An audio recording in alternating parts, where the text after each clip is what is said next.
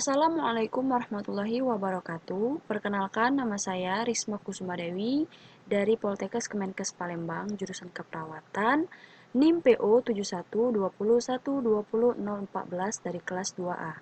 Di sini saya akan menjelaskan tentang laporan pendahuluan cerebral palsy yang diampu oleh Ibu Nurse Yunike Eskep Mkes. Baiklah, yang pertama yaitu pengertian cerebral palsy. Cerebral palsy adalah ensefalopati statis yang mungkin didefinisikan sebagai kelainan postur dan gerakan non-progresif, sering disertai dengan epilepsi dan ketidaknormalan bicara, penglihatan, dan kecerdasan akibat dari cacat atau lesi otak yang sedang berkembang. Cerebral palsy ialah suatu gangguan non-spesifik yang disebabkan oleh abnormalitas sistem motor piramida atau motor korteks, basal ganglia, dan otak kecil yang ditandai dengan kerusakan pergerakan dan postur pada serangan awal. Kemudian penyebab cerebral palsy. Yang pertama yaitu pranatal, meliputi malformasi. Nah, malformasi ini merupakan kongenital infeksi dalam kandungan yang dapat menyebabkan kelainan janin, misalnya rubella, toxoplasmosis, sifilis, sitomegalovirus, atau infeksi virus lainnya. Kemudian radiasi sinar X, kemudian toksemia gravidarum, asfiksia dalam kandungan, misalnya solusio plasenta, plasinta previa, anoksi maternal, atau tali pusat yang abnormal. Kemudian keracunan kehamilan, dan yang terakhir yaitu gangguan pertumbuhan otak.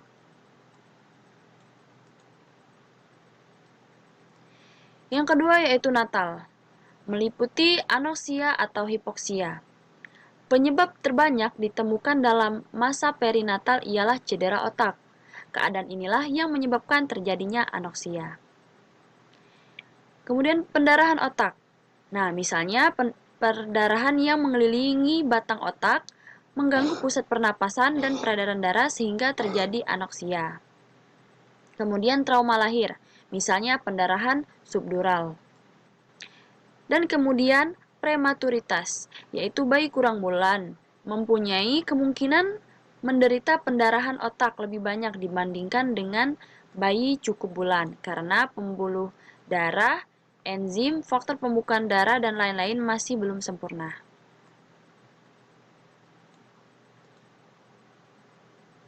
Kemudian yang ketiga yaitu postnatal, meliputi trauma capitis.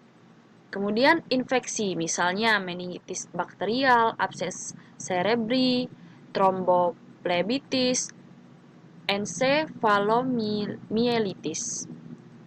Dan yang terakhir yaitu Kern icterus. Beberapa penelitian menyebutkan faktor prenatal dan perinatal lebih berperan daripada faktor pasca-natal.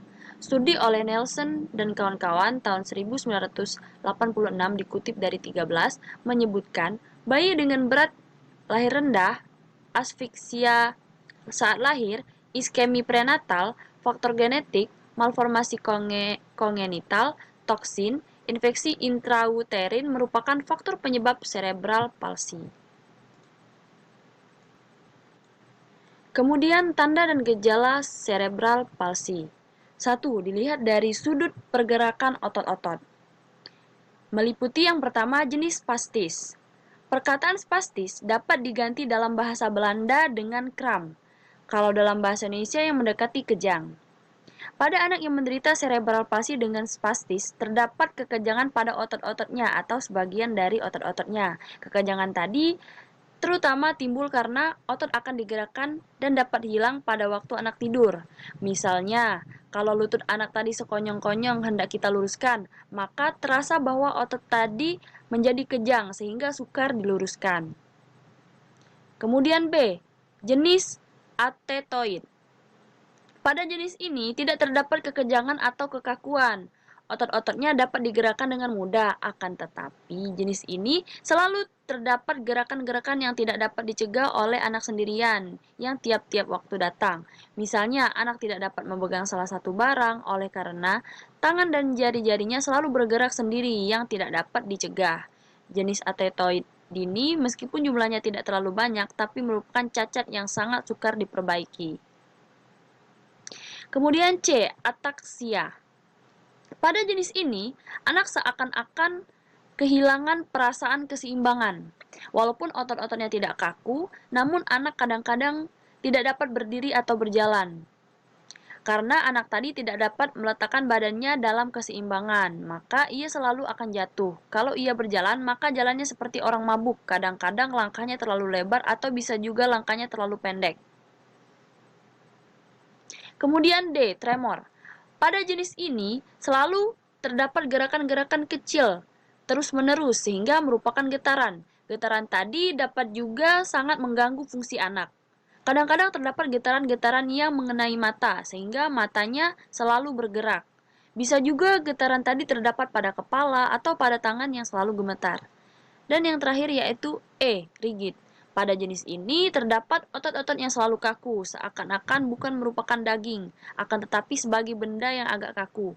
Misalnya seperti mesin yang tidak ada gemuknya, kalau digerakkan kelihatan selalu ada remnya, sehingga gerakannya selalu tidak dapat lemah dan tidak dapat halus dan tidak cepat. Selain itu terdapat pula campuran antara jenis yang satu dengan jenis yang lainnya. Misalnya jenis atetoid bercampur dengan jenis tremor, dan sebagainya. Kemudian yaitu 2, pembagian menurut jumlah anggota badan yang cacat. Yang pertama yaitu monoplegia, yaitu terdapat pada gambar, merupakan cacat cerebral palsi yang hanya mempunyai cacat pada sebuah dari anggota geraknya. Misalnya hanya kaki kiri, sedangkan kaki kanannya dan kedua tangannya sehat. Yang kedua yaitu diplegia. Terdapat pada gambar juga, ini gambarnya. Diplegia, terdapat 2 anggota gerak yang dalam keadaan cacat. Kalau pada diplegia ini terdapat cacat pada kedua belah kakinya, maka cacat ini dinamakan paraplegia. Jikalau yang cacat sebelah dari anggota geraknya, misalnya tangan kanan dan kaki kanan atau tangan kiri dengan kaki kiri, maka disebut hemiplegia. Nah, seperti pada gambar ini. Kemudian C, triplegia. Pada triplegia, maka cacat 3 buah dari keempat anggota geraknya. Nah, ini gambar seperti pada gambar ini. Jadi ini gambar hemiplegia tadi. Kemudian D, quadriplegia atau tetraplegia. Ini seperti pada gambar ini. Dalam golongan ini termasuk anak-anak cerebral palsi yang cacat pada seluruh anggota geraknya, jadi cacat pada kedua tangan dan kedua kakinya.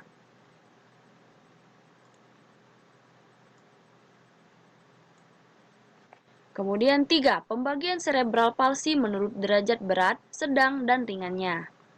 A. Golongan ringan. Tidak memerlukan pertolongan karena anak tadi dapat mengurus dirinya sendiri dalam kehidupan sehari-hari, dapat bergerak atau jalan tanpa alat-alat dan dapat berbicara tegas. B. Golongan sedang. Anak-anak yang memerlukan pertolongan khusus agar anak tadi dapat mengurus dirinya sendiri, dapat bergerak dan dapat berbicara. Mungkin untuk anak ini diperlukan alat-alat khusus, misalnya brace untuk memperbaiki cacatnya. Kemudian C. Golongan berat. Anak-anak cerebral palsi yang mempunyai cacat sedemikian rupa sehingga anak tak mungkin dapat hidup tanpa pertolongan orang lain.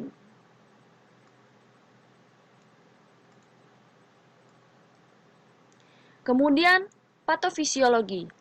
Adanya malformasi hambatan pada vaskuler, atrofi, hilangnya neuron, dan degenerasi laminar akan menimbulkan narrower giri, saluran sulci, dan berat otak rendah. Cerebral palsi digambarkan sebagai kekacauan pergerakan dan postur tubuh yang disebabkan oleh cacat non-progresif atau luka otak pada saat anak-anak. Suatu presentasi cerebral palsy dapat diakibatkan oleh suatu dasar kelainan atau struktural otak, yaitu awal sebelum dilahirkan, perinatal, atau luka-luka atau kerugian setelah kelahiran dalam kaitan dengan ketidakcukupan vaskuler, toksin, atau infeksi. Kemudian pemeriksaan diagnostik. Yang pertama, pemeriksaan mata dan pendengaran segera dilakukan setelah diagnosis cerebral palsy ditegakkan. Yang kedua, fungsi lumbar harus dilakukan untuk menyingkirkan kemungkinan penyebab Yang kedua, fungsi lumbal harus fungsi lumbal harus dilakukan untuk menyingkirkan kemungkinan penyebabnya suatu proses degeneratif. Yang ketiga, pemeriksaan EKG dilakukan pada pasien kejang atau pada golongan hemiparesis, baik yang disertai kejang maupun yang tidak. Yang keempat, foto ronsen kepala. Yang kelima, penilaian psikologis perlu dikerjakan untuk tingkat pendidikan yang dibutuhkan. Dan yang keenam, pemeriksaan metabolik untuk menyingkirkan penyebab lain dari retardasi mental.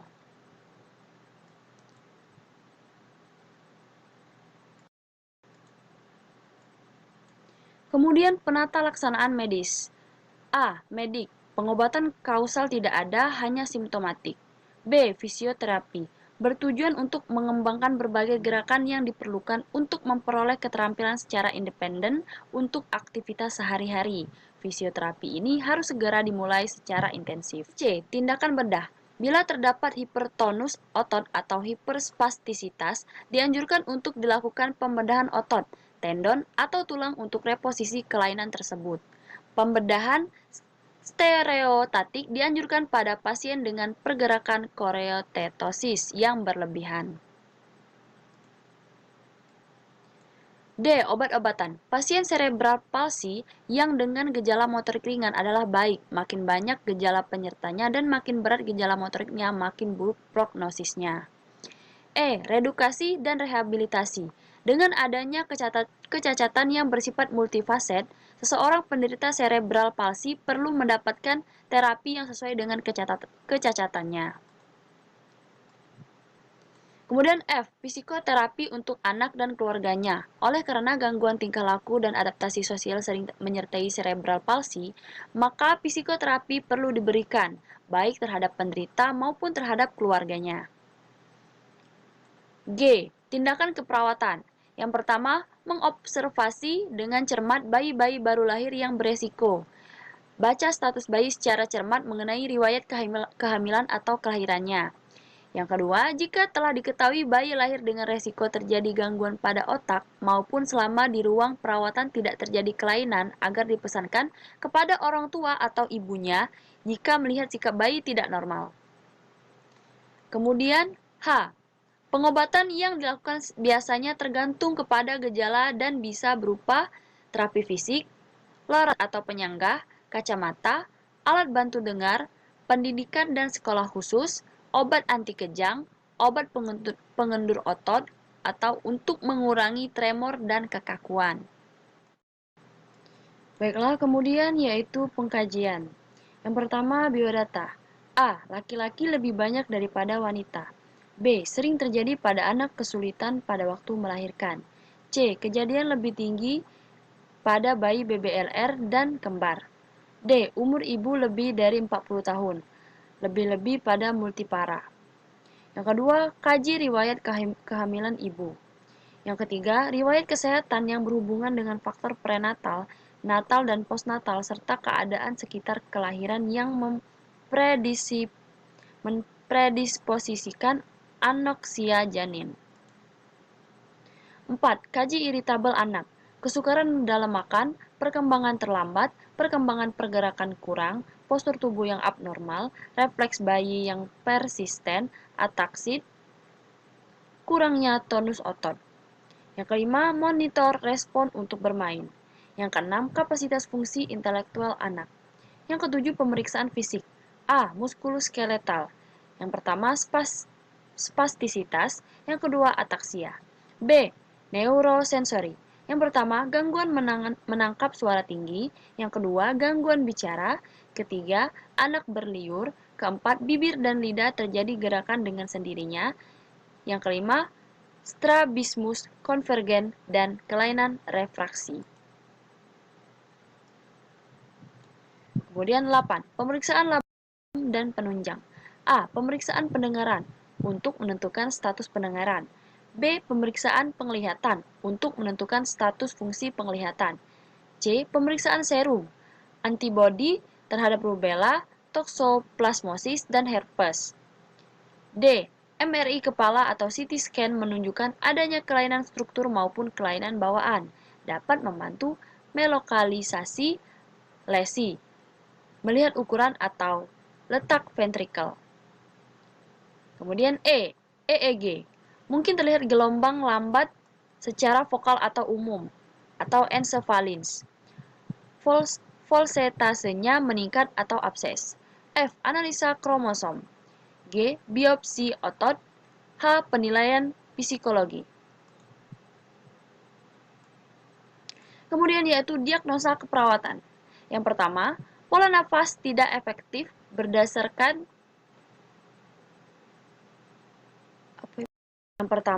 pola nafas tidak efektif berhubungan dengan ketidakefektifan bersihan jalan nafas. Yang kedua, ketidakseimbangan nutrisi kurang dari kebutuhan tubuh berhubungan dengan faktor biologis, disfagia sekunder terhadap gangguan motorik mulut atau kesukaran menelan dan meningkatnya aktivitas. Yang ketiga, gangguan aktivitas berhubungan dengan kelainan gerakan dan postur tubuh yang tidak progresif. Yang keempat, kerusakan komunitas verbal berhubungan dengan kerusakan kemampuan untuk mengucap kata-kata yang berhubungan dengan keterlibatan otot-otot fasial sekunder, adanya rigiditas. Yang kelima, kurangnya pengetahuan berhubungan dengan perawatan di rumah dan kebutuhan terapi. Yang keenam, resiko cedera berhubungan dengan gangguan fungsi motorik, ketidakmampuan mengontrol gerakan sekunder terhadap spastisitas. Yang ketujuh, resiko tinggi kerusakan integritas kulit berhubungan dengan imobilitas. Kemudian rencana keperawatan atau intervensi keperawatan. Yang pertama, ketidakseimbangan nutrisi kurang dari kebutuhan tubuh berhubungan dengan faktor biologis. A. Tujuan. Yang pertama, terpenuhinya intake nutrisi. Yang kedua, terpenuhinya energi. Dan yang ketiga, berat badan naik. Intervensi. Yang pertama, monitor status nutrisi pasien. Yang kedua, monitor pemasukan nutrisi dan kalori. Yang ketiga, catat adanya anoreksia, muntah, dan terapkan jika ada hubungan dengan medikasi. Yang keempat, kolaborasi dengan ahli gizi untuk menentukan nutrisi dan kalori agar berat badan naik.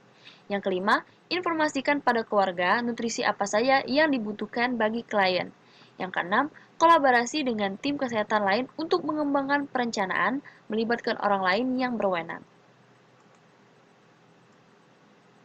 Yang kedua, risiko injuri berhubungan dengan spasme pergerakan yang tidak terkontrol dan kejang. A. Tujuan. Anak akan selalu aman dan terbebas dari injuri. B. Intervensi. Yang pertama, hindari anak dari benda-benda yang membahayakan, misalnya dapat terjatuh. Yang kedua, perhatikan anak-anak saat beraktivitas. Yang ketiga, beri istirahat bila anak lelah. Yang keempat, gunakan alat pengaman bila diperlukan. Yang kelima, bila ada kejang, pasang alat pengaman di mulut agar lidah tidak tergigit. Yang keenam, lakukan suction. Yang ketujuh, pemberian anti kejang bila terjadi kejang.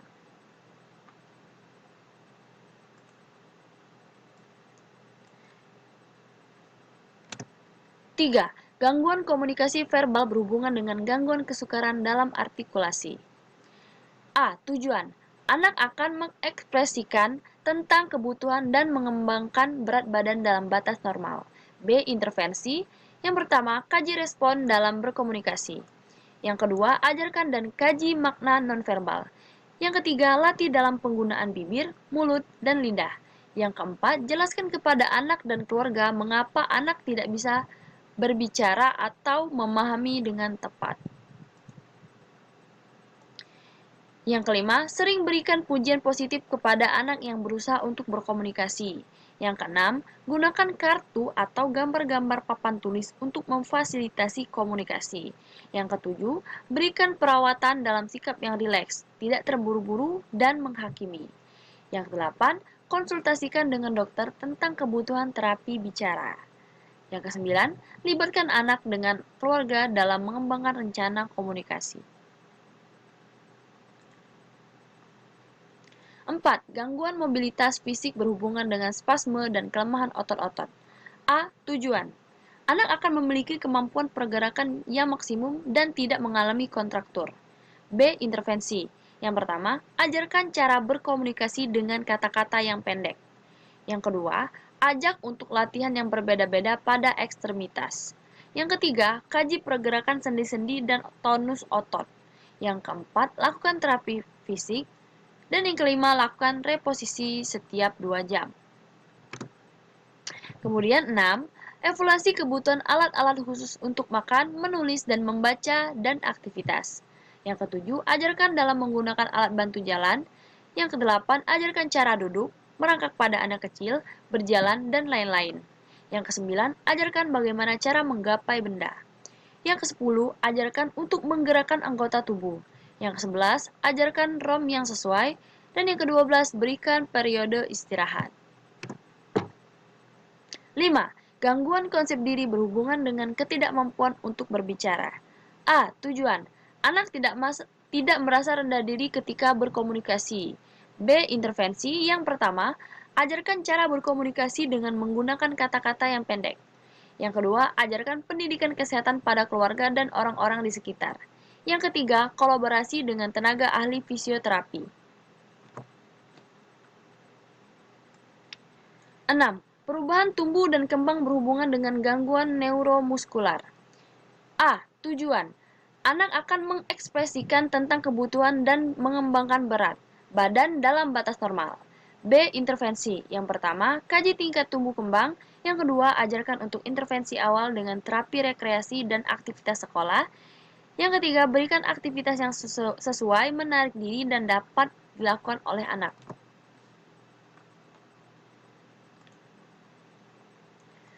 7. Perubahan proses pikir berhubungan dengan cerebral injury, ketidakmampuan belajar. A. Tujuan. Anak akan menunjukkan tingkat kemampuan belajar yang sesuai. B. Intervensi. Yang pertama yaitu kaji tingkat pemahaman anak.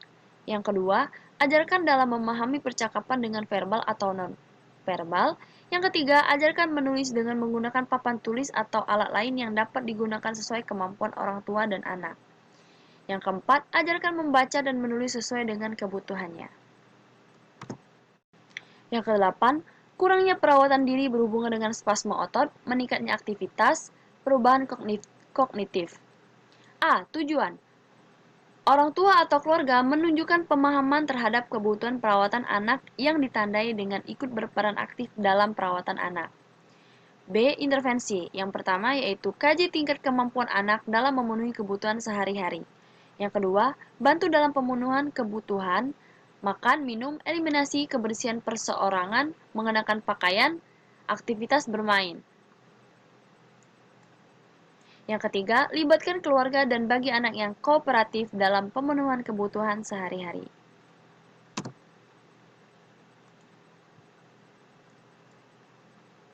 Kesembilan, perubahan peran orang tua berhubungan dengan ketidakmampuan anak dalam kondisi kronik. A. Tujuan. Orang tua berperan aktif dalam perawatan anak. B. Intervensi. Yang pertama, ajarkan orang tua dalam memenuhi kebutuhan perawatan anak. Yang kedua, tekankan bahwa orang tua dan keluarga mempunyai peranan penting dalam membantu pemenuhan kebutuhan. Yang ketiga, jelaskan pentingnya pemenuhan kebutuhan bermain dan sosialisasi pada orang lain.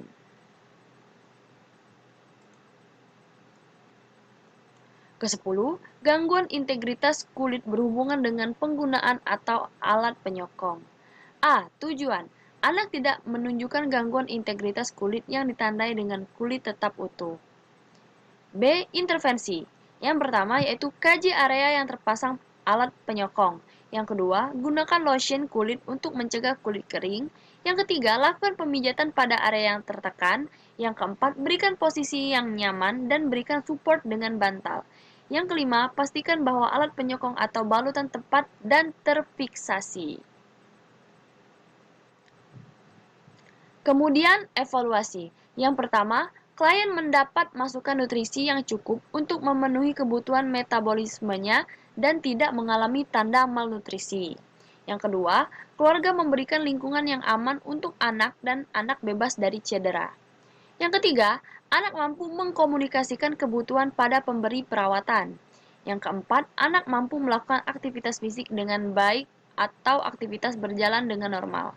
Yang kelima, anak tidak merasa rendah diri. Yang keenam, pertumbuhan dan perkembangan anak tidak terganggu. Yang ketujuh, proses pikir anak tidak terganggu. Yang kedelapan, perawatan diri anak terpenuhi. Yang kesembilan, orang tua ikut serta dalam perawatan anaknya. Yang ke-10, kulit klien tetap keadaan utuh, bersih, dan kering. Baiklah, sekian dari saya. Maaf jika ada kesalahan kata kepada Allah Subhanahu wa taala. Saya mohon ampun. Wabillahi taufiq wal hidayah. Wassalamualaikum warahmatullahi wabarakatuh.